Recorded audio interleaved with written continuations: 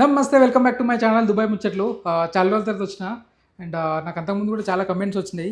తెలిసిన వాళ్ళు కూడా నా నంబర్ ఉంటే ఒక కమెంట్ అంటే మెసేజ్ చేసిర్రు. ఏంటంటే లాంగ్ డిస్టెన్స్ రిలేషన్షిప్ గురించి చాలా మంది సఫర్ అయ్యారు ఇక్కడ. సో దాని గురించి మాట్లాడుకునే ముందు చాలా రోజుల తర్వాత వచ్చిన చాలా ఫ్రెష్గా సేమ్ ఎనర్జీతో వచ్చిన. ఎనర్జీ అంటే గుర్తొచ్చింది. ఎనర్జీ కావాలంటే ఒక డ్రింక్ తీసుకుందాం. ఫస్ట్ ఒక కోక్ తీసుకొని మాట్లాడదాం. కోక్ లేదు అసలు, ఈ రేంజ్లో కోక్ అనుకున్నా కానీ లేదు, చాలా పెద్ద ఉన్నాయి. సో పెప్సీ అయితే తీసుకుంటున్నా. ఇందాక చెప్పినాం కదా ఈ ప్లేస్లో బియర్ ఉంటే ఎట్లుంటుందని. ఆ బియర్ ఉంటే ఎట్లుంటుంది, ఒక మనిషి ఏ స్టేజ్కి వెళ్ళిండో, ఎక్కడి నుంచి ఏ లెవెల్కి దారిస్తుంది అన్నది నేను షేర్ చేసుకుందాం అనుకున్నా. చాలా రోజుల తర్వాత వీడియో చేయడానికి కూడా కారణం ఇదే. సో రైట్ నౌ ఆ పర్సన్, నా ఫ్రెండ్ హాస్పిటల్లో ఉన్నాడు. ఎందుకు ఉన్నాడు హాస్పిటల్లో అంటే, is a very good talented human being.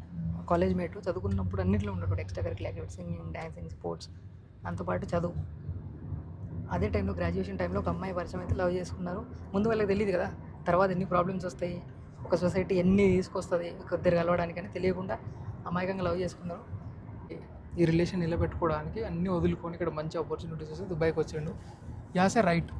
తర్వాత సీన్ అంతా మారిపోయింది. చాలా కష్టపడ్డాడు, చాలా సంపాదించుకున్నాడు. ఒక స్టేజ్కి వెళ్ళిన తర్వాత అంత బాగానే జరుగుతుంది కదా. చిక్ ఎక్కడ వచ్చిందంటే, అక్కడికి వచ్చి కష్టపడి ఏ రిలేషన్ కోసం అయితే ఇక్కడికి వచ్చిండో, ఏ రిలేషన్ కోసం అయితే కష్టపడ్డాడో అదే రిలేషన్లో చిక్కు వచ్చింది. ఒక థర్డ్ పర్సన్ చెప్పడం వల్లనో, లేకపోతే వీళ్ళు క్రియేట్ చేసి చెప్పడం వల్లనో అమ్మాయికి ఒక వేరే ఒపీనియన్ వచ్చింది. ఏంటంటే ఆయన అక్కడికి వెళ్ళి పలానా పని చేస్తుండు, అక్కడికి వెళ్ళి ఇది చేస్తుండు, అతని దగ్గర అది లేదు. ఒక ఎక్స్టర్నల్ ఫ్యాక్టర్ రీజన్స్ పెట్టుకొని అమ్మాయిని బ్రెయిన్ వాష్ చేయడం స్టార్ట్ చేసిర్రు. క్యాన్సిల్ చేసుకుంటున్నాం, వద్దు, నాకు అవసరం లేదు అని చెప్పడం స్టార్ట్ చేయడం వల్ల ఇంత చేసింది ఈ రిలేషన్ కోసం, ఎంత చేసింది నా ప్రేమ కోసం అని, ఇది లేనప్పుడు నేను ఇంకేం చేయగలుగుతా లైఫ్లో, నేను ఎక్కడికి వెళ్ళగలుగుతా అని తాగడము తిరగడం మొదలుపెట్టిండు.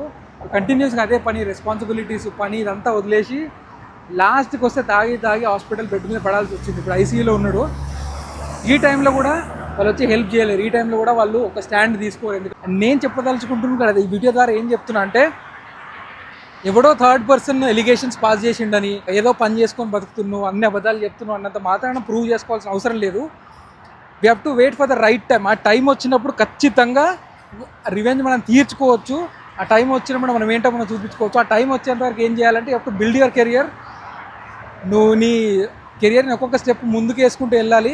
అండ్ ఇక్కడికి వచ్చేటప్పుడు, ఇల్లు వదిలి వచ్చేటప్పుడు ఎప్పుడైనా బ్లాంక్ అవుట్ అయిపోయి ఎమోషనల్గా బెండ్ అవ్వకుండా చూసుకోవాలి. That is the main reason.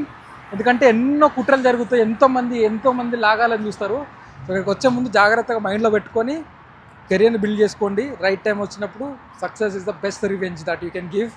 Correct ఎదగాలి, కరెక్ట్ డెసిషన్ తీసుకోవాలి.